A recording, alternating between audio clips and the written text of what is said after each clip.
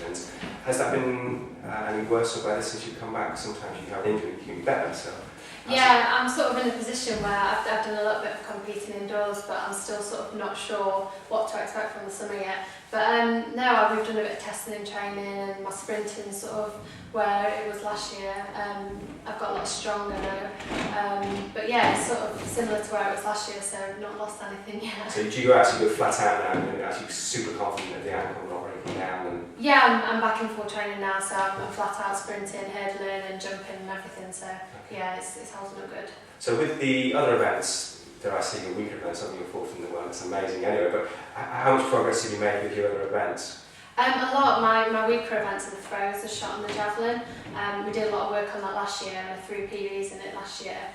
In both of them, so that was a real big step forward, but obviously I didn't get the opportunity to put them into a heptathlon, so that was disappointing. But yeah, I've moved on a lot in those events, so I'm really pleased with the way they're So going. what's been the thing that you focused on? Is it a technical issue or is it a strength issue? A little bit of both, probably more technical, but again we've gone back into the weights room, I've got a lot stronger, and I think that's helped a lot as well. So within your weight training, for example, talk me through a typical session with weights. Obviously. Well, we do the Olympic lifts, like cleans, hand cleans, I can demonstrate. If only you have the space and the time to do that.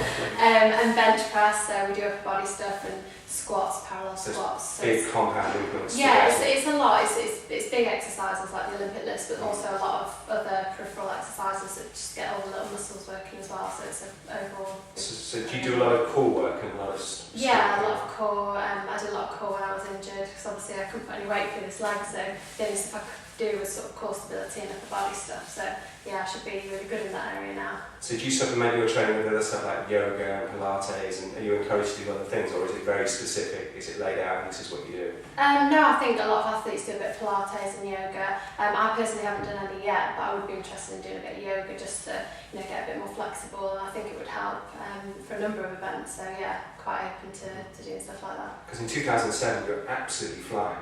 Yeah. Weren't you? I mean, from what I've read, you were absolutely on the upward curve. Yeah. And do you think within yourself you kind of can get back to that point and progress as much as you were, because you were absolutely flying? Yeah, it was a great year for me, and things were moving on really well, and then I had a brilliant winter as well coming into 2008.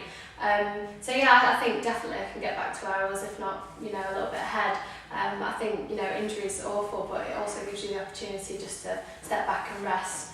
Most athletes don't want to rest, they just want to get on and train. But I think it's important, and I think it's been good for me to take a step back and reflect, although it was the worst time ever. But yeah, I think, it's horrible, but I think, hopefully it's made me a little bit stronger and I can draw on some positives from it. So coming through the injury and to present day, did you alter your food at all? Because obviously you weren't probably expending as much energy as normal, so did you have to change food? Yeah, it was weird because I was sort of sat home with my crutches, my leg up on the settee, and still eating what I ate, when I was training twice a day. So yeah, I sort of had to change my eating routine a bit and did put on a little bit of weight, but that came off straight away once I started running again. But yeah, you have to be careful because it's just a completely different routine going from being so active to doing almost nothing. Mm-hmm.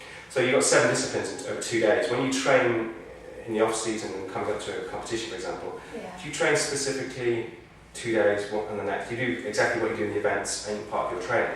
No, we mix each event up, throughout the week, so we do a bit of everything. Mm-hmm. So every day is different, but yeah, I tend to do a session in the morning, a session in the afternoon, which typically mimics a heptathlon, the first day and the second day. So yeah, we try and load up one day similar to the first day of a heptathlon and the second day, but generally as we get closer to competition, sort of ease off and the training becomes a lot lighter, just quick, sharp sessions, just to get yourself firing up, ready for competition. So I suppose at that point it's all technique and psychology, I suppose, and focusing in the zone, as they call it. Yeah, mentally preparing yourself and just resting really. You need to sort of wrap yourself up in cotton ball and just prepare mentally.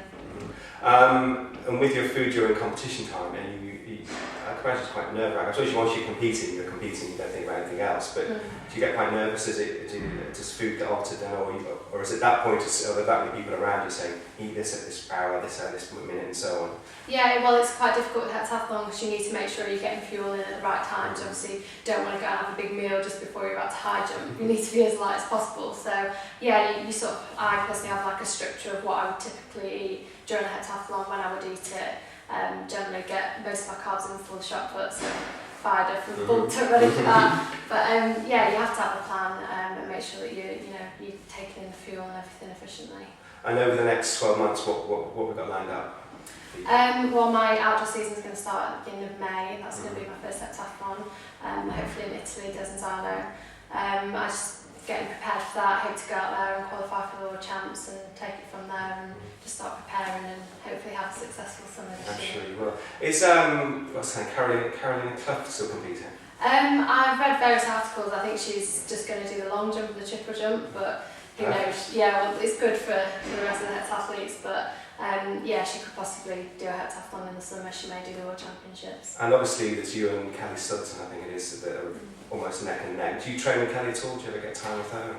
No, I do see her, but she's based in Birmingham and I'm based in Sheffield, so we have our separate sort of routines and stuff, so yeah, I don't see her too much really. And obviously there's immense rivalry there, but do you get, during the course of the season and the events through the season, do you get to see what you're up to with her, or do you never gauge yourself against her and just focus on you? I personally focus on what I do and just keep focused on what I need to achieve and where I need to go. But yeah, we compete against each other quite a lot during the season, and then obviously at championships, so we both get a good indication of where each other are.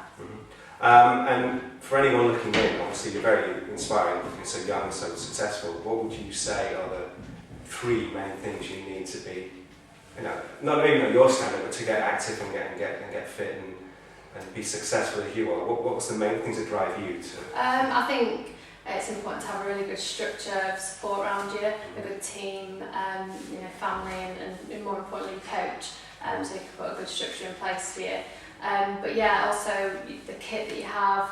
Obviously doing 7 events for me, I need different spikes for each event, so I have 6 pairs of spikes, and need to make sure that they're 100% perfect for me, and that I can get the most out of my competition and events. That just reminds me, because I noticed when you throw a javelin, you've got almost got boots on. Yeah, they are boots, and they've got spikes in the front of the shoe and also in the heel, just to give you that extra grip. So yeah, they're all different. Are they odd?